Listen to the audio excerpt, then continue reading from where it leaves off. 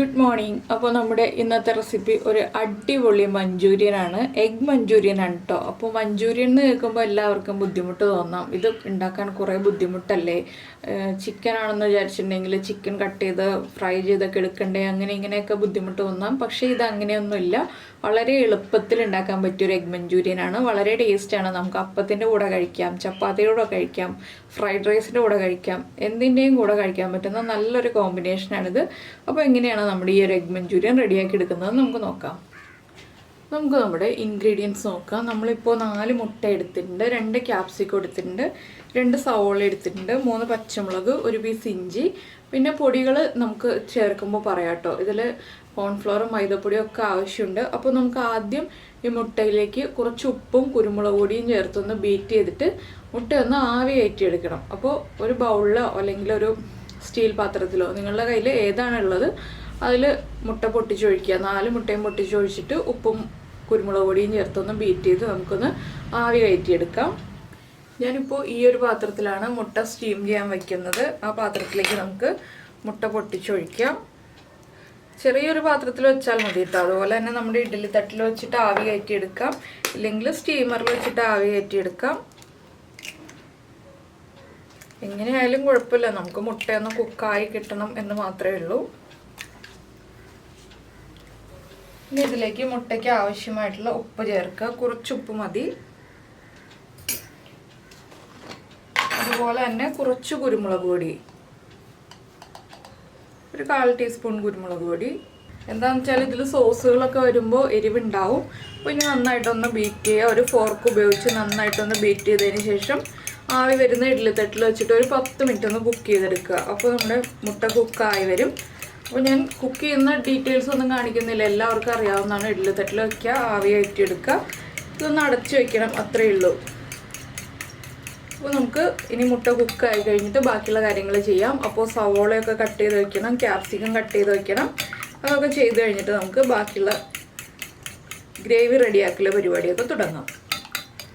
നമ്മളിപ്പോൾ നമ്മുടെ വെജിറ്റബിൾസ് എല്ലാം കട്ട് ചെയ്തെടുത്തിട്ടുണ്ട്. സവോള ഇതുപോലെ ചെറിയ ക്യൂബ്സ് ആയിട്ട് കട്ട് ചെയ്തെടുത്തിട്ടുണ്ട്. അതുപോലെ തന്നെ ക്യാപ്സിക്കം കുറച്ചുകൂടി വലിയ ക്യൂബ്സ് ആയിട്ട്, നമ്മളിപ്പോൾ ചില്ലി ഗോപിയൊക്കെ വാങ്ങിക്കുമ്പോൾ കിട്ടുന്ന പോലെ തന്നെയുള്ള ആ ഒരു വലിയ ക്യൂബ്സ് ആയിട്ട് കട്ട് ചെയ്തെടുത്തിട്ടുണ്ട്. ഇഞ്ചി ചെറുതായിട്ട് മുറിച്ചെടുത്തിട്ടുണ്ട്. പച്ചമുളകൊന്ന് ചരിച്ച് കട്ട് ചെയ്തെടുത്തിട്ടുണ്ട്. അപ്പോൾ നമ്മുടെ മുട്ട ഈ സമയത്ത് കുക്കായിട്ടുണ്ട്. മുട്ട കുക്ക് ചെയ്ത പാത്രം ഞാനൊന്ന് മാറ്റിയായിരുന്നു കേട്ടോ. എന്താണെന്ന് വെച്ചാൽ ആ പാത്രത്തിൽ ഞാൻ എണ്ണ തടവാൻ വിട്ടുപോയി. അപ്പോൾ എണ്ണ തടവിയിട്ട് ഈ ഒരു പാത്രത്തിലാണ് മുട്ട കുക്ക് ചെയ്തെടുത്തത്. ഇനി നമുക്കിതൊന്ന് കട്ട് ചെയ്തെടുക്കണം. ഇതൊന്ന് ഡീമോൾഡ് ചെയ്തെടുക്കാൻ എളുപ്പത്തിന് വേണ്ടിയിട്ടാണ് നമ്മൾ എണ്ണ തടവിയിട്ടുള്ളത്. ഇനി നമുക്ക് ഈ മുട്ടയൊന്ന് കട്ട് ചെയ്തെടുക്കാം. ചെറിയ ക്യൂബ്സ് ആയിട്ട് കട്ട് ചെയ്തെടുക്കാം. അപ്പോൾ നമ്മൾ നമ്മുടെ മുട്ടയൊക്കെ ഇതുപോലെ ക്യൂബ്സ് ആയിട്ട് കട്ട് ചെയ്തെടുത്തിട്ടുണ്ട്. ഇനി നമുക്കിത് മാറ്റി വയ്ക്കാം. ഇനി നമുക്കിതിൻ്റെ ബാറ്റർ റെഡിയാക്കാം. ബാറ്റർ റെഡിയാക്കാനായിട്ട് ഞാൻ കുറച്ച് മൈദപ്പൊടി, ഒരു 3 ടേബിൾ സ്പൂൺ മൈദപ്പൊടി എടുത്തിട്ടുണ്ട്. ഇതിലേക്ക് നമുക്ക് 3 ടേബിൾ സ്പൂൺ തന്നെ കോൺഫ്ലവറും കൂടി ചേർക്കാം. ചെറിയ സ്പൂൺ ആയതുകൊണ്ടാണ് ഞാനിപ്പോൾ 6 പ്രാവശ്യം ഇട്ടത്. വലിയ സ്പൂണാണെങ്കിൽ 3 പ്രാവശ്യം ഇട്ടാൽ മതി. 3 ടേബിൾ സ്പൂണാണ് നമുക്ക് വേണ്ടത്. ഇനി ഇതിലേക്ക് കുറച്ച് ഉപ്പ് ചേർക്കാം. ഈ കോട്ടിങ്ങിന് ആവശ്യമായിട്ടുള്ള ഉപ്പ് മാത്രം മതി. അതുപോലെ തന്നെ കുറച്ച് സോയ സോസും ചേർക്കാം. ഒരു 1/2 ടീസ്പൂൺ സോയ സോസും ചേർക്കുക. പിന്നെ നമ്മുടെ കാശ്മീരി ചില്ലി പൗഡർ, നമുക്ക് എത്ര കളർ വേണം എന്നുള്ളതനുസരിച്ച് വേണം കാശ്മീരി ചില്ലി പൗഡർ ചേർക്കാൻ. ഞാനിപ്പോൾ ഒരു 2 ടീസ്പൂൺ ചേർക്കുന്നുണ്ട്. ഇതെല്ലാം ചേർത്ത് മിക്സ് ചെയ്തിട്ട് കുറച്ച് വെള്ളം ചേർത്ത് മിക്സ് ചെയ്യുക. നല്ലൊരു ബാറ്റർ റെഡിയാക്കി എടുക്കുക. തിക്കായിട്ടുള്ള ബാറ്റർ, ഒരുപാട് ലൂസും അല്ല ഒരുപാട് തിക്കും അല്ലാത്ത രീതിയിലുള്ള ഒരു ബാറ്റർ റെഡിയാക്കി എടുക്കുക. ഈ ബാറ്ററിൽ ഡിപ്പ് ചെയ്തിട്ട് വേണം നമുക്കിത് ഫ്രൈ ചെയ്തെടുക്കാനായിട്ട്. അപ്പോൾ നമ്മൾ മുട്ട പുഴുങ്ങിയെടുത്തിട്ട് ഫ്രൈ ചെയ്യുന്ന ഒരു വീഡിയോ അത് ചെയ്തിട്ടുണ്ട് കേട്ടോ.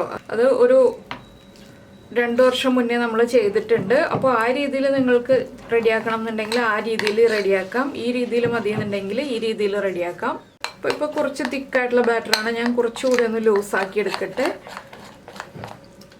ഉപ്പ് കുറവാണെങ്കിലും കുഴപ്പമില്ല, നമ്മൾ സോസൊക്കെ ചേർക്കുമ്പോൾ ഉപ്പ് കറക്റ്റ് ആയിക്കോളൂ കേട്ടോ. അപ്പോൾ നമ്മുടെ ബാറ്റർ ഏകദേശം റെഡി ആയിട്ടുണ്ട്. ഒരുപാട് തിക്കുമല്ല ഒരുപാട് ലൂസും അല്ലാത്ത രീതിയിൽ. ഇനി നമുക്ക് ഉടനെ തന്നെ ഫ്രൈ ചെയ്തെടുക്കാം. നമുക്ക് സൺഫ്ലവർ ഓയിലാണ് ഫ്രൈ ചെയ്തെടുക്കേണ്ടത്. ഇതെന്താണെന്ന് വെച്ചില്ലെങ്കിൽ വെളിച്ചെണ്ണയിൽ ചെയ്തിട്ടുണ്ടെങ്കിൽ കറക്റ്റ് ആവില്ല. അതുകൊണ്ട് ഞാനിപ്പോൾ സൺഫ്ലവർ ഓയിൽ ചൂടാക്കാൻ വയ്ക്കാൻ പോവാണ്. അതിന് ശേഷം നമുക്ക് ഫ്രൈ ചെയ്യാം.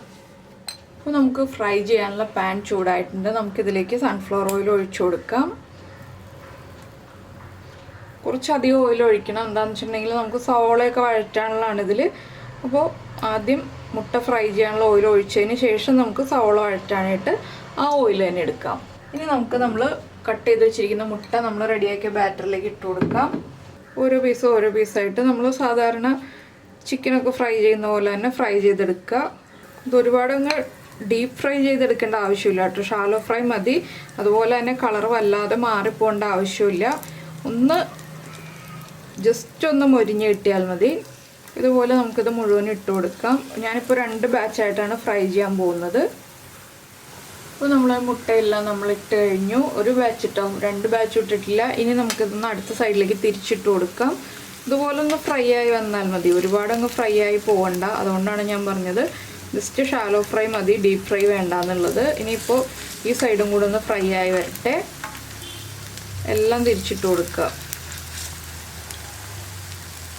മുട്ട കുക്കായതുകൊണ്ട് തന്നെ ആ കോട്ടിങ് കുക്കായി വരാനുള്ള സമയം എടുക്കുള്ളൂ. വേഗം തന്നെ കുക്കായി വന്നോളും.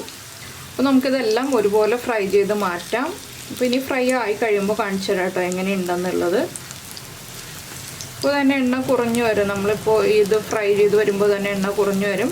അപ്പോൾ നമുക്ക് കൂടുതലായിട്ട് ഇനി എണ്ണ ഒഴിക്കേണ്ട ആവശ്യമൊന്നും വരില്ല നമ്മുടെ മസാല റെഡിയാക്കാനായിട്ട്. മസാല അല്ല, ശരിക്കും പറഞ്ഞാൽ ഇതിൻ്റെ ഗ്രേവിയാണ്.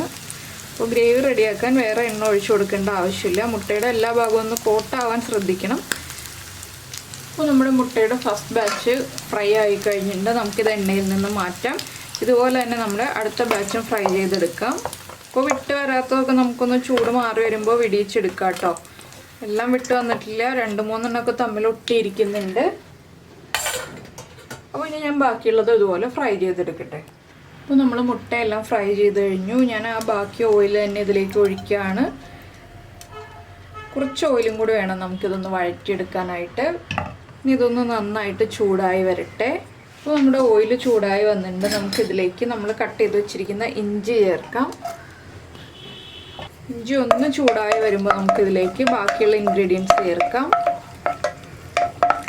ഇതെല്ലാം ഹൈ ഫ്ലെയിമിൽ വെച്ചിട്ട് തന്നെ ചെയ്യാം കേട്ടോ. ലോ ഫ്ലെയിമിൽ വയ്ക്കേണ്ട ആവശ്യമില്ല. ഇഞ്ചി ഒന്ന് ചൂടായി തുടങ്ങുമ്പോൾ നമ്മൾ കട്ട് ചെയ്ത് വെച്ചിരിക്കുന്ന സവോളയിലേക്ക് കുറച്ച് ഉപ്പ് ചേർക്കാം. ഞാനിപ്പോൾ സോസുകളൊക്കെ ചേർക്കേണ്ടതുകൊണ്ട് കുറച്ച് ഉപ്പേ ചേർത്തിട്ടുള്ളൂ. ഇനി ഈ സവോളയൊന്ന് ട്രാൻസ്പെറൻ്റായി വരുന്നത് വരെ ഇളക്കി കൊടുക്കുക. ഒരുപാട് അങ്ങോട്ട് ഓവറായിട്ട് കുക്കായി പോകണ്ട. ജസ്റ്റ് ഒന്ന് ട്രാൻസ്പെറൻ്റായി വന്നാൽ മതി. പിന്നെ നിങ്ങൾക്ക് ഈ സമയത്ത് സ്പ്രിംഗ് ഓണിയൻ്റെ ആ ഉള്ളിയുടെ പോർഷൻ ഉണ്ടല്ലോ, അതുണ്ടെങ്കിൽ അത് കട്ട് ചെയ്ത് ഇട്ട് കൊടുക്കാവുന്നതാണ് കേട്ടോ. ഞാനിപ്പോൾ അത് ഇട്ട് കൊടുക്കുന്നില്ല. സവോളയൊന്ന് ട്രാൻസ്പെറൻ്റായി വരുന്നത് വരെ ഞാൻ ഇളക്കി കൊടുത്തുകൊണ്ടിരിക്കട്ടെ. അപ്പോൾ നമ്മുടെ ഇഞ്ചിയൊക്കെ കുക്കായിട്ട് നല്ലൊരു മണം വരുന്നുണ്ട്. ഈ സമയത്ത് നമുക്കിതിലേക്ക് പച്ചമുളക് കട്ട് ചെയ്തത് ചേർത്ത് കൊടുക്കാം. ഇനി പച്ചമുളകും കൂടി ഒന്ന് കുക്കായി വരണം. സവോള കുക്കായി തുടങ്ങിയിട്ടുണ്ട്. ഇനി ഒരു 2 മിനിറ്റും കൂടി മതി. അപ്പോൾ പച്ചമുളകും കുക്കായി വന്നോളും. നമുക്ക് എല്ലാ വെജിറ്റബിൾസും ക്രഞ്ചി ആയിട്ട് കിട്ടണം, അല്ലാതെ അങ്ങ് വഴന്ന് പോകരുത്. അതുകൊണ്ടാണ് നമ്മൾ ഓരോ വെജിറ്റബിൾസ് സ്റ്റേജ് ബൈ സ്റ്റേജ് ആയിട്ട് ആഡ് ചെയ്ത് കൊടുക്കുന്നത്. അപ്പോൾ ഇനി ഒരു 2 മിനിറ്റും കൂടി നമുക്കിതുപോലെ ഇളക്കി കൊടുക്കാം.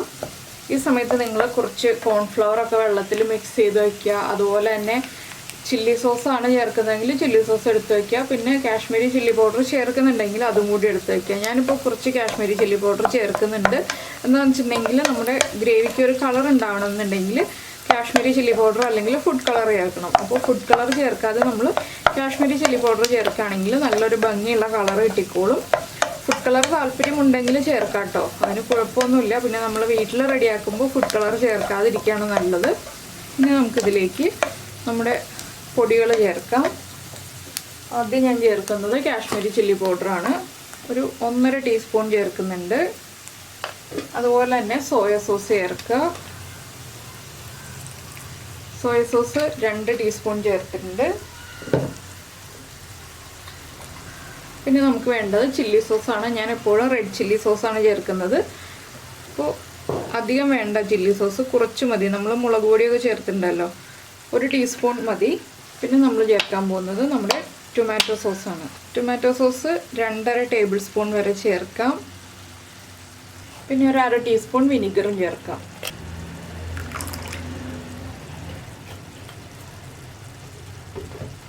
ഇതെല്ലാം ചേർത്ത് നന്നായിട്ട് ഇളക്കി ഈ സോസുകളൊക്കെ കുക്കായി കാശ്മീരി ചില്ലി പൗഡറും കുക്കായി വരുന്നത് വരെ ഇളക്കി കൊടുക്കുക. ഒരു 3-3.5 മിനിറ്റ് ഇളക്കി കൊടുത്താലാണ് സോസുകളൊക്കെ കുക്കായി നമ്മുടെ കാശ്മീരി ചില്ലി പൗഡറും എല്ലാം കുക്കായി വരുള്ളൂ. അല്ലെങ്കിൽ ആ റോ ടേസ്റ്റ് ഉണ്ടാവും. നന്നായിട്ട് സോസുകൾ കുക്കായാലേ നമ്മുടെ മഞ്ചൂരിയൻ പെർഫെക്റ്റ് ആവുള്ളൂ. അപ്പോൾ ഇത് നന്നായിട്ട് കുക്കായി വരട്ടെ, അതുവരെ നമുക്ക് ഇളക്കി കൊടുക്കാം. അതിന് ശേഷമേ ഞാൻ ക്യാപ്സിക്കം ചേർക്കുള്ളൂ കേട്ടോ. ഇപ്പോൾ തന്നെ ക്യാപ്സിക്കം ചേർത്തിട്ടുണ്ടെങ്കിൽ ക്യാപ്സിക്കം വല്ലാതെ ഓവർ കുക്കായി പോകും. അതുകൊണ്ടാണ് നമ്മൾ ക്യാപ്സിക്കം പിന്നീട് ചേർക്കുന്നത്. ഇപ്പോൾ നമ്മുടെ സോസുകളൊക്കെ കുക്കായിട്ടുണ്ട്. നമുക്കിതിലേക്ക് ക്യാപ്സിക്കം ചേർക്കാം. ക്യാപ്സിക്കം ചേർത്ത് ഒന്ന് ഇളക്കിയതിന് ശേഷം നമുക്കിതിലേക്ക് കുറച്ച് വെള്ളം ചേർത്ത് കൊടുക്കാം. ഞാനിതൊരു സെമി ഗ്രേവി കൺസിസ്റ്റൻസിയിലാണ് ചെയ്യുന്നത്, അതുകൊണ്ടാണ് വെള്ളം ചേർക്കുന്നത്. നിങ്ങൾക്ക് ഡ്രൈ ആയിട്ട് മതിയെന്നുണ്ടെങ്കിൽ ക്യാപ്സിക്കം ചേർത്ത് 2-3 മിനിറ്റ് ഒന്ന് ഇളക്കിയതിന് ശേഷം നമ്മൾ ഫ്രൈ ചെയ്ത് വെച്ചിരിക്കുന്ന മുട്ടയും കൂടി ചേർത്ത് ഇളക്കിയെടുത്താൽ മതി. അപ്പോൾ ഞാനിതിപ്പോൾ കുറച്ച് വെള്ളം ചേർത്തിട്ട് ഒന്ന് ഗ്രേവി ആക്കി എടുക്കുകയാണ്.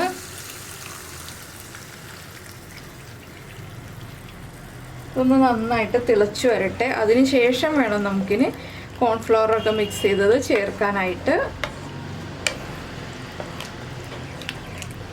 നന്നായിട്ടൊന്ന് തിളയ്ക്കണം. തിളച്ച് ആ ഗ്രേവി ഒന്ന് കുറുകി വരണം. ഒരുപാട് കുറുകരുത്, ചെറുതായിട്ടൊന്ന് കുറുകി വരുന്നത് വരെ, നന്നായിട്ടൊന്ന് തിളയ്ക്കുന്നത് വരെ നമുക്ക് വെയിറ്റ് ചെയ്യാം. ഇപ്പോൾ നമ്മുടെ ഗ്രേവി നന്നായിട്ട് തിളച്ചുകൊണ്ടിരിക്കുന്നുണ്ട്. നമുക്കിനി ഇതിലേക്ക് കുറച്ച് പഞ്ചസാര ചേർക്കാം. നമ്മുടെ ഉപ്പും പുളിയും നമ്മുടെ എരിവും മധുരവും നമ്മുടെ എരിവൊക്കെ ഒന്ന് നമ്മുടെ സോസുകളുടെ ആ ടേസ്റ്റും എരിവും എല്ലാം ഒന്ന് ബാലൻസ് ചെയ്യാനാണ് നമ്മൾ പഞ്ചസാര ചേർക്കുന്നത്.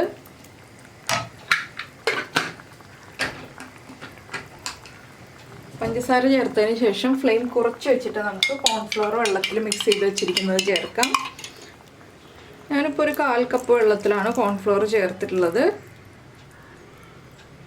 ഇതൊന്ന് ഇളക്കുക വീണ്ടും. അപ്പോൾ ഒന്ന് കുറുകി വരും. ഇപ്പോൾ തന്നെ കുറുകി തുടങ്ങും കേട്ടോ. ഇതിലേക്ക് നമുക്കിനി മുട്ട ചേർക്കാം. നമ്മൾ ഫ്രൈ ചെയ്ത് വെച്ചിരിക്കുന്ന മുട്ടയും കൂടി ചേർത്ത് നന്നായിട്ടൊന്ന് ഇളക്കി മിക്സ് ചെയ്തെടുക്കുക. അപ്പോൾ നിങ്ങൾക്ക് ഗ്രേവി കൂടുതൽ വേണമെന്നുണ്ടെങ്കിൽ ഇനി പച്ചവെള്ളം ചേർക്കരുത്, തിളപ്പിച്ച വെള്ളം ഒഴിക്കുക കേട്ടോ. തിളപ്പിച്ച വെള്ളം ഒഴിച്ചിട്ട് നമുക്ക് ലൂസാക്കി എടുക്കാം ഗ്രേവി. അപ്പോൾ നമ്മുടെ എഗ് മഞ്ചൂരിയൻ റെഡി ആയിക്കഴിഞ്ഞു. ഇത്രയേ ഉള്ളൂ പരിപാടി. ഞാൻ ഇനി ഇത് ഫ്ലെയിം ഓഫ് ചെയ്യാണ്. ചൂട് മാറി വരുമ്പോൾ വീണ്ടും തിക്കായി വരും. അപ്പോൾ ഞാൻ ഫ്ലെയിം ഓഫ് ചെയ്തിട്ട് ഇതിലേക്ക് കുറച്ച് സ്പ്രിംഗ് ഓണിയൻ ഇട്ട് കൊടുക്കുന്നുണ്ട്. നിങ്ങൾക്ക് മല്ലിയിലയോ സ്പ്രിംഗ് ഓണിയനോ ഏത് വേണമെങ്കിലും ഇട്ട് കൊടുക്കാം കേട്ടോ. ഞാനിപ്പോൾ സ്പ്രിംഗ് ഓണിയനാണ് ഇട്ട് കൊടുക്കുന്നത്. അപ്പോൾ നിങ്ങൾക്ക് ഈ ഒരു റെസിപ്പി ഇഷ്ടമായിട്ടുണ്ടാവുമെന്ന് വിചാരിക്കുന്നു. വളരെ ഈസി അല്ലേ, എല്ലാവർക്കും എളുപ്പത്തിൽ തയ്യാറാക്കാം. നമ്മൾ സാധാരണ ചില്ലി ചിക്കനും ചില്ലി ഗോപിയൊക്കെ അല്ലേ ഉണ്ടാക്കുന്നത്. അതിൽ നിന്ന് വ്യത്യസ്തമായിട്ടൊരു എഗ് മഞ്ചൂരിയൻ റെഡിയാക്കുമ്പോൾ കുട്ടികൾക്കാണെങ്കിലും വീട്ടിലെ വലിയവർക്കാണെങ്കിലും ഒക്കെ നന്നായിട്ട് ഇഷ്ടപ്പെടും. അപ്പോൾ ഈ ഒരു റെസിപ്പി ഇഷ്ടമായി കഴിഞ്ഞിട്ടുണ്ടെങ്കിൽ നിങ്ങളുടെ ഫ്രണ്ട്സിനും ഫാമിലി മെമ്പേഴ്സിനൊക്കെ ഒന്ന് ഷെയർ ചെയ്ത് കൊടുക്കുക കേട്ടോ. പിന്നെ ഇഷ്ടപ്പെട്ട റെസിപ്പി ആണെങ്കിൽ മറക്കാതെ ലൈക്ക് ഒന്ന് തന്നേക്കില്ലേ. അതുപോലെ തന്നെ നമ്മുടെ ചാനൽ ഇതുവരെ സബ്സ്ക്രൈബ് ചെയ്തിട്ടില്ല എന്നുണ്ടെങ്കിൽ ഉടനെ തന്നെ ഒന്ന് സബ്സ്ക്രൈബ് ചെയ്തോളൂ. ഈ വീഡിയോയുടെ താഴെയുള്ള റെഡ് സബ്സ്ക്രൈബ് ബട്ടൺ ഒന്ന് ക്ലിക്ക് ചെയ്യുക. അതിൻ്റെ റൈറ്റ് സൈഡിലുള്ള ബെല്ലൈക്കണും ക്ലിക്ക് ചെയ്യുക. അപ്പോൾ ഓൾ എന്ന് പറഞ്ഞിട്ടൊരു ഓപ്ഷൻ വരും. ആ ഓളും കൂടി പ്രസ് ചെയ്തിട്ടുണ്ടെങ്കിൽ ഞാൻ എപ്പോഴും വീഡിയോ അപ്ലോഡ് ചെയ്യുമ്പോൾ നിങ്ങൾക്ക് നോട്ടിഫിക്കേഷൻ വരും. ഇത് കണ്ടോ, ഇതുപോലെ നന്നായിട്ട് കോട്ടായി വന്നിട്ടുണ്ട് നമ്മുടെ മുട്ടയിലേക്ക് ഗ്രേവിയൊക്കെ. അപ്പോൾ നിങ്ങൾക്ക് ഇതുപോലെയുള്ള റെസിപ്പികൾ ഇനിയും വേണമെന്നുണ്ടെങ്കിൽ നമ്മുടെ വീഡിയോയുടെ താഴെ കമൻറ്റ് ചെയ്യുക. അപ്പോൾ നമുക്ക് നമ്മുടെ അടുത്തൊരു റെസിപ്പിയുമായിട്ട് അടുത്ത ദിവസം വീണ്ടും കാണാം.